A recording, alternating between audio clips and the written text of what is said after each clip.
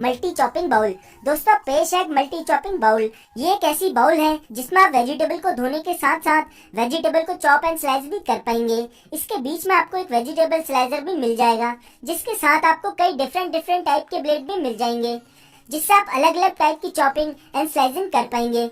सब्जियों को स्लाइस करते वक्त आपके हाथों को सेफ रखने के लिए इसमें एक होल्डर भी दिया गया है। अगर आप इसे खरीदना चाहते हैं तो 399 रुपीज में परचेज कर सकते हैं।